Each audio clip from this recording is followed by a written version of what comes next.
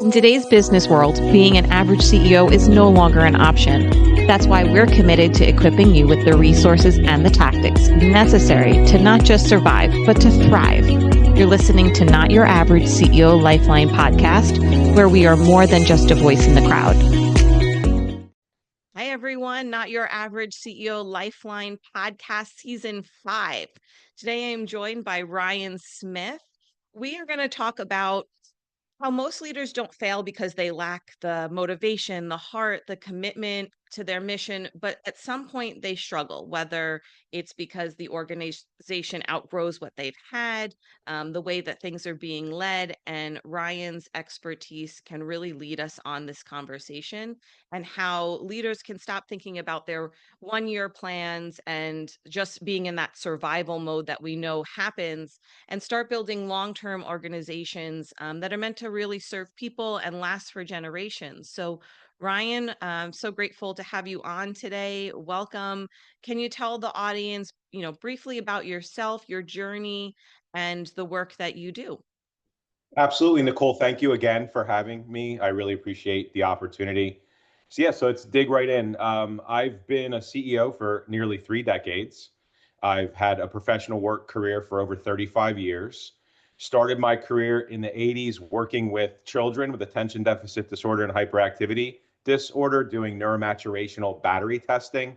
Worked in a partial hospitalization program for a period of time, and then I started my first company serving folks with intellectual and developmental disabilities, primarily in the community-based and residential services space.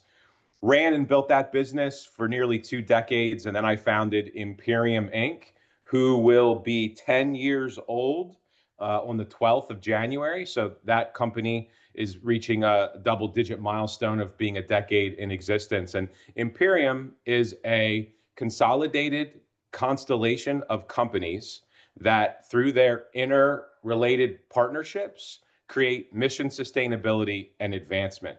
So it's really exciting for me, Nicole, to start in the front lines of providing behavioral health and human services as a direct care worker, clinician, counselor, individual conducting intelligence quotient testing for diagnoses, to all the way up through and including being the CEO now of my second large nonprofit company.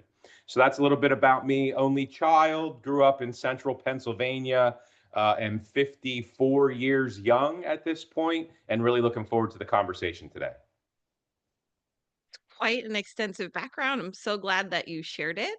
Um, so let's dive into talking about the health of organizations. You've led, numerous organizations through massive transformations. What's really the moment you realized that thinking small was actually the biggest risk to a mission or an organization? When was that turning point for you?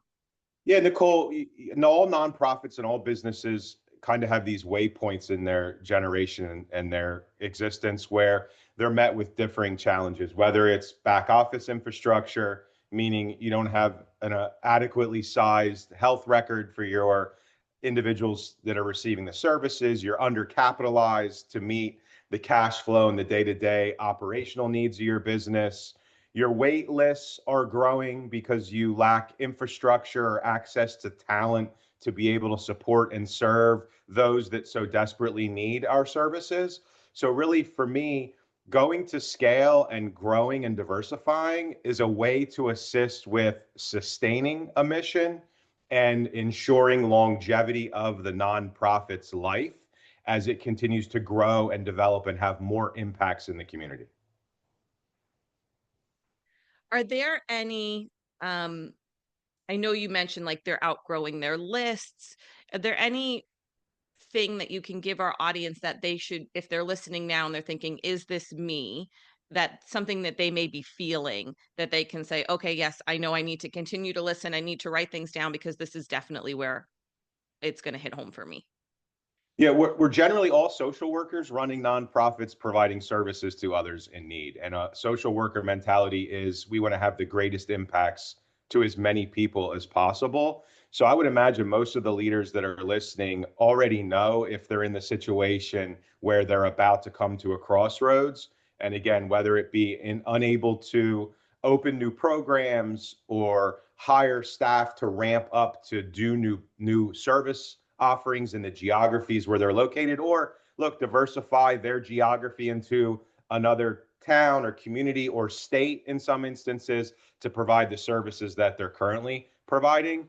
You can feel that as a leader. You sense that the snowball is going downhill and getting larger and maybe a bit out of control.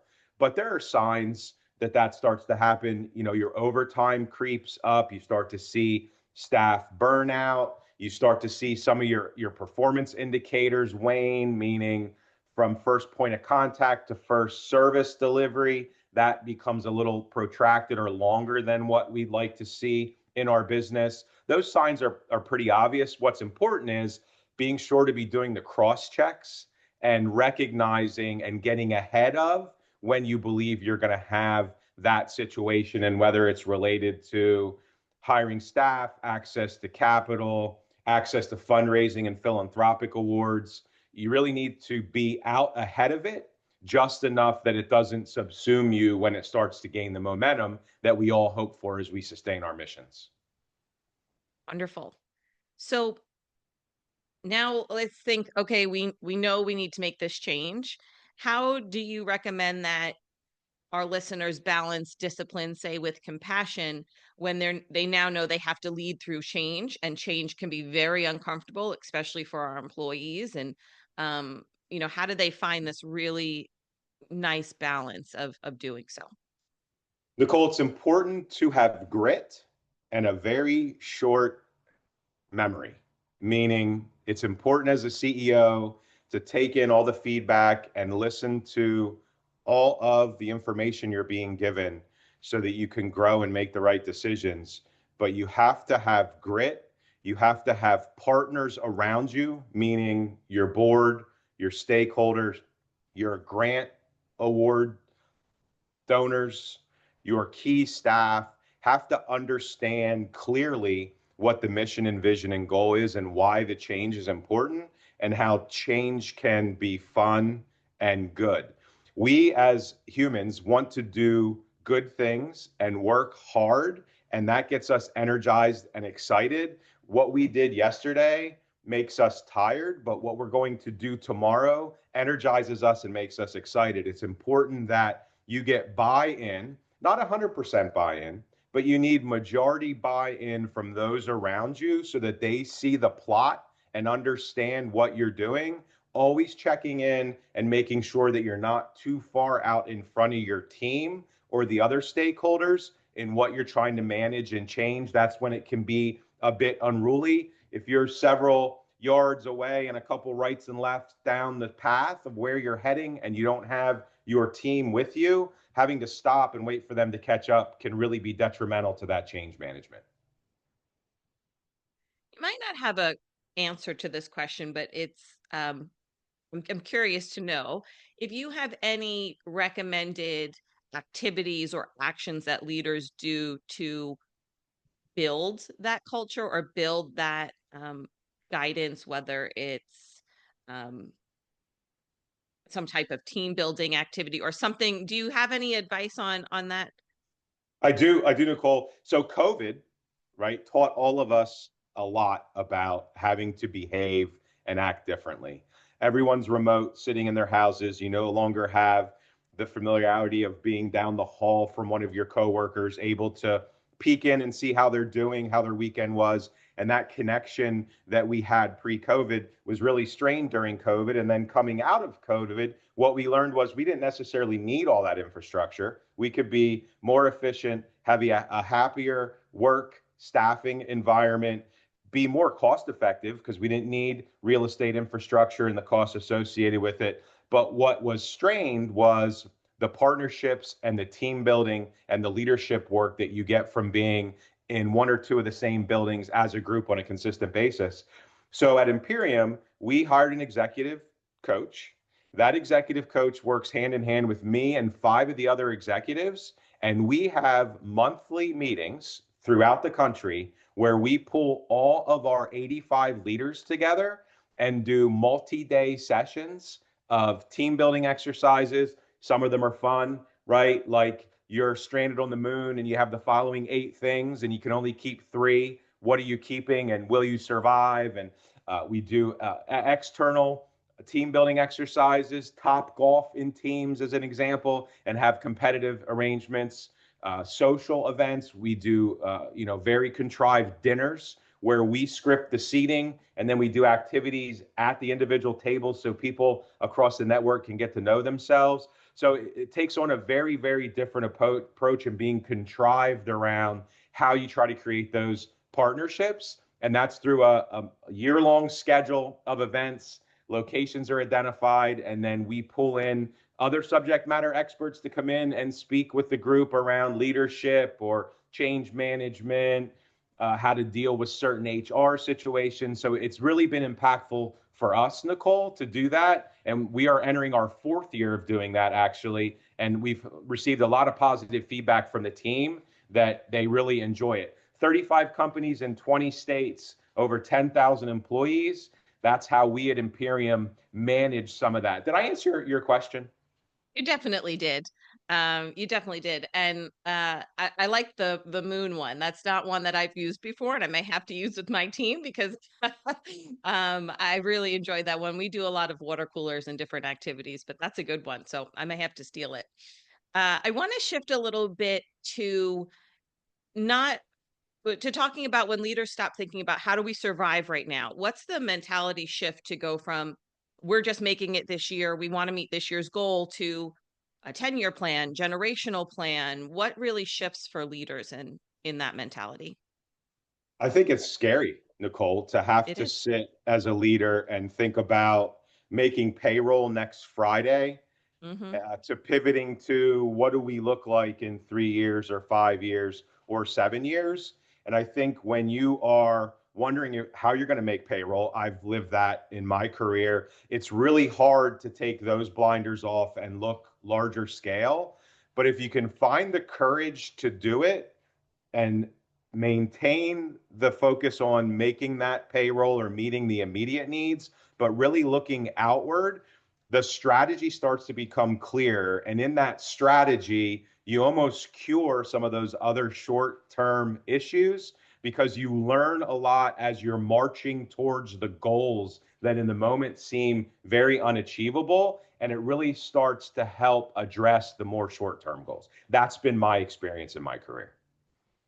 Like that you said scared. I completely agree. And it's part of what I do on a daily basis. I'm a fractional COO. So I talk a lot with clients on how do we look at our 10-year plan, our 3-year plan, our 1-year plan, and reverse engineer and think about these things. And there's always that hesitation, and my job's to kind of, inch it out of them. But I'm really glad that you mentioned that word because I think that's really what they feel on the inside is uncertainty, and they're scared to, um, you know, think big picture. May I not meet that goal? I may not, but you have to think that way in order to grow. Otherwise, you're going to just move baby steps. I'd Yeah, love and when to. we're scared, there's inaction, right? When you're Mhm. scared, Yeah, you freeze, you become sedentary, you become focused on the particular object or issue that's right in front of you, and that can really be detrimental to a business and to mission sustainability. 100%. I agree with you 100%. So I want to give our audience some practical steps that they can take. So if they're a CEO or leader listening, what advice would you give them, 2 to 3 steps to take this year to strengthen their organization, but also to not lose their soul and their um, North Star? So no money, no mission, right? No mission, no money. Those narratives are interchangeable in the nonprofit space. I think you need to look at both of those with certain key aspects in mind. Mission. What are your actual foundational tombstone mission services that you are really good at, meaning outcomes are tremendous, people want your services, you can provide them in a fiscally responsible manner? What are your loss leaders or those programs and services that may feel good, may have been the very foundation of why the nonprofit was started, but they're really a drag? And make some hard decisions around what your foundational mission should be. Secondary or jointly alongside of that is going to be the efficiency of your back office.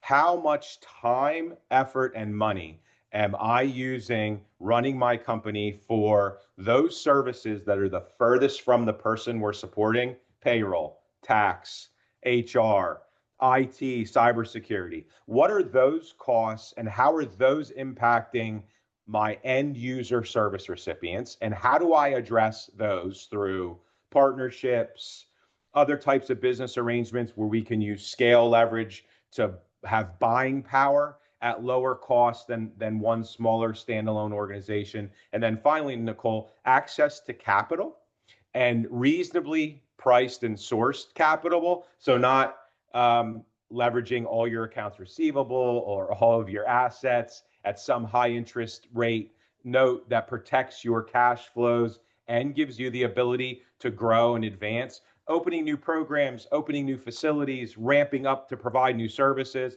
All that requires cash and capital so that you can be sustainable and keep the core programs at home insulated from that 3 or 5 year plan. So looking at those three elements at the same time, giving no greater weight to any of them, in my experience with the companies that are part of our network, is an interesting balance that generally bears positive results. Fantastic advice. My next question, I really want to know if our audience just listened to what you had to say and they are thinking to themselves, man, I feel stuck. I don't know how to put these steps into place. What do I do next?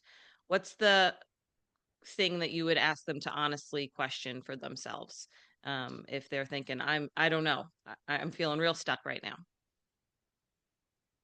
Your job as a CEO is to get unstuck. You're the leader. We're the leader of our organization. So our staff, our stakeholders, our funders, our donors, our service recipients, their families are counting on us to not be stuck.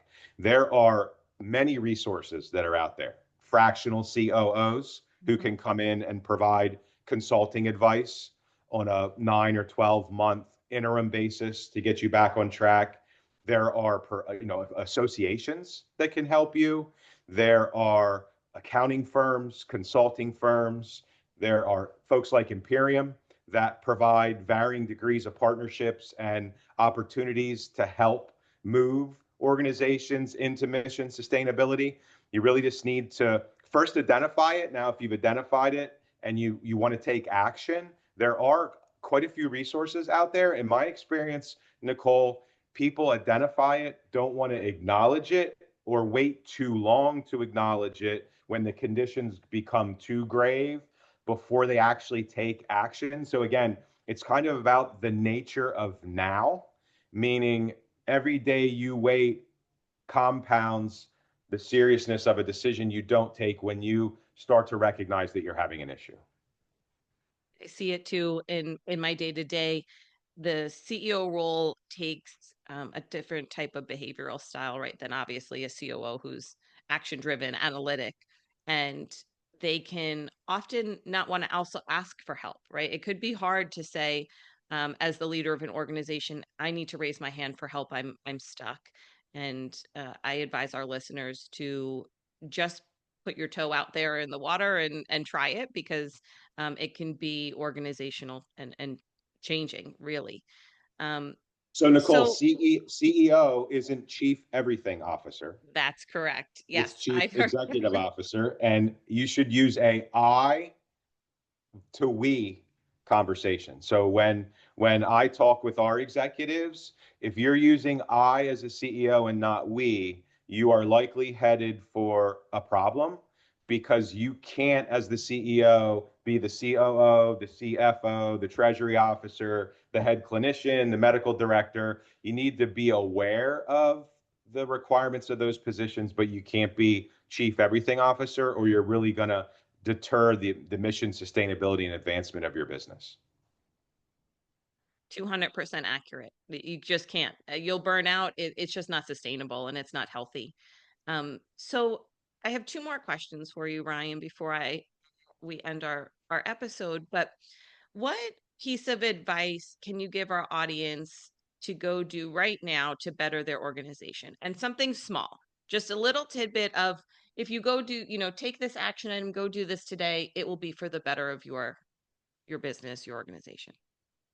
Host a town hall where you invite all of your stakeholders, employees, executives, and boards to come together and have an open dialogue with them around what they see and feel are the threats and opportunities in your business. They're going to know best from their lens, and that's going to be insightful for the CEO and their leadership to understand where they need to be looking and focusing their attention. Too many times we see companies who don't look for that feedback from a large enough group, generally because they're afraid to hear and learn what they believe they're going to hear. It's a risk you take to open up to a forum such as that, but I've found it to be very transformational, very transparent. And one person can get a lot of work done. 500 can get more than 500 times the work done of that one person. It compounds itself. So for me, I would arrange a focus group and ask the people closest to each of their areas what gets in their way, what's working, what's not, and what we could do better. Wonderful. Wonderful. My last question, which is our question to every single guest on our podcast, is what does the phrase "not your average CEO" mean to you, Ryan? I don't think, Nicole, any C-suite staff, CEO, COO, wake up in the morning to be average. So I believe not your average CEO is just another way of saying CEO. If you're in a chief position in any organization, you wake up every morning with your feet on the ground, wanting to be better than yesterday and wanting to achieve higher and better results than a year from now. So average isn't something that CEOs generally use to describe themselves. Couldn't agree more. Thank you so much, Ryan, for joining me today. I really enjoyed your conversation. As someone who sat on several boards over the last couple of years, I really related to your mission and what you've had to give our audience as far as advice. But can you tell our audience where they can find more from you? We'll, of course, include it in our show notes, but we love for those listening just on audio to be able to hear it. Sure. Imperium's website is www.inperium.org. There's a contact us link on the website. Please feel free to reach out. In the notes, please let me know that you listened to Nicole's podcast and that's how you found me, so that I can provide her that feedback for our work here today. Thank you again, Nicole, for the opportunity. I enjoyed the conversation. Thanks, Ryan. You've been listening to Not Your Average CEO Lifeline with your hosts Danielle Cuomo, CEO, and Nicole Glitchio, Els, COO. This podcast has been sponsored by Virtual Assist USA. If you'd like to know more about the hosts or exploring virtual assistant services, visit virtualassistusa.com for more information.